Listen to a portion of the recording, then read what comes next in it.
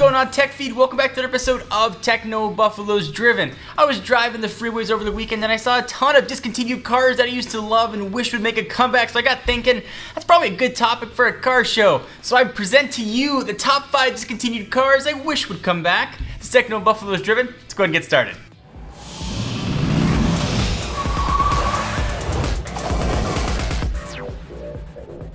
Let's start with number 5, the Ford Ranger. So I know this is an odd choice, but all I wanted in high school was either a Ranger or a Mustang. But all I could afford was a Volvo 850 station wagon in fire engine red. So I did what any Garrett teenager would do. I put white racing stripes on it and I called it the Volvo Racing Team. But clearly I get distracted easily as well. From 1983 until 2012, the Ford Ranger totally dominated the American compact pickup market. In fact, it pretty much was the American compact pickup market. It was pretty cheap, came with the V6 engine, and had the payload capacity that was pretty suitable for most applications, sort of just heavy duty hauling. When Ford announced that its all-new Ranger would go on sale in markets like South America and Australia, there was pretty big outrage amongst loyal fans in the US, but Ford wouldn't budge and insisted that these buyers upgrade to the larger F-150. Many did just that, but with the death of the Ranger in the US, the compact pickup market just might not be the same. And I think it actually went with the Ford Ranger. So hopefully it's gonna make a comeback. Little trucks are nice, and it looked pretty awesome. I always imagined myself and a whole bunch of buddies in the back, riding to the beach. Never happened. We all just piled into the station wagon. Number 4, we're going upscale. This is the Bentley Arnage. This big beauty was the last of its breed, marking the very last Bentley to ever be built 100% from hand and the last from any major auto manufacturer. The Arnage production ran from 1998 to 2009. The Arnage and its Rolls-Royce branded sibling, if you remember this name, you get 10 points. The Silver Seraph were introduced in the spring of 1998 and were the first entirely new designs for the two marquees since 1980. So not every car on this list is as much as a mortgage, but the Arnage definitely holds a place in history. So it was eventually replaced by the Mucilane, but it will never ever fill the shoes of its Arnage brother. This guy was built in England from 1998 and discontinued in 2009. And at number 3, the Mazda RX8. This Batmobile looking rotary powered hot rod was discontinued in 2012, so its memory is still pretty fresh, and if you look hard enough, you might still be able to find one squirreled away on a Mazda lot somewhere. I loved the raspy Hornet-like buzz, the RX8's rotary engine. Its awesome chassis and its racing potential are still pretty missed.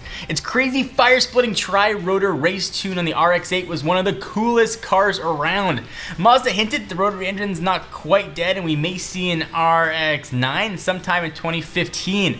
I love that thing. I love that Mazda was trying to do new things with that engine. They freaking used a rotary engine, which really haven't seen that much of, and Mazda's really the only one still holding on to those. So I'm hoping it's gonna make a comeback, but I did love the RX8. Coming in at number 2, the Honda S2000. So you might not know this about me, but I used to be in advertising before I got into the tech world. I used to work on the Honda and Acura accounts, and I was able to drive pretty much everything the brand had to offer. It was one of the only perks of the job. But nothing at that time sticks out more in my mind the feeling of dropping the top on an S2000, throwing that thing into first gear, and taking off. Sure, it had more than a passing resemblance to a Civic, but the combination of low chassis weight and Honda engineering made this baby feel like a street-legal race car. Unfortunately, this guy was discontinued in 2009. When it first debuted in 1999, the Honda S2000 was the ideal answer for those wanting a reliable, powerful roadster but thought the Mazda MX-5 was just a little too feminine. I'm gonna come out and say it. It was a girly car. The S2000 had a front mid-engine rear-wheel drive setup and was powered by an inline 4 that produced about 250 horsepower and made it to a 6-speed manual. The revised model was released in 2004 that physically looked pretty much identical to its predecessor. Several revisions were made to the chassis and suspension, along with a power upgrade. There was some early work for this replacement, but those plans were totally abandoned when economic recession totally hit big time. Note to Honda, bring it back, and just not as a hybrid. Just give me a gas, big engine with that loud S2000 noise. Really love to get that sucker back on the road. Coming in at number 1, a car that was new just a year ago, the BMW 1 Series M Coupe. It's got a long name. I know there's still the 1 Series out there, but the M version was insane. According to BMW, will never be built again. The BMW 1 Series M Coupe may not have been the prettiest car out there, but it had everything a proper BMW should have.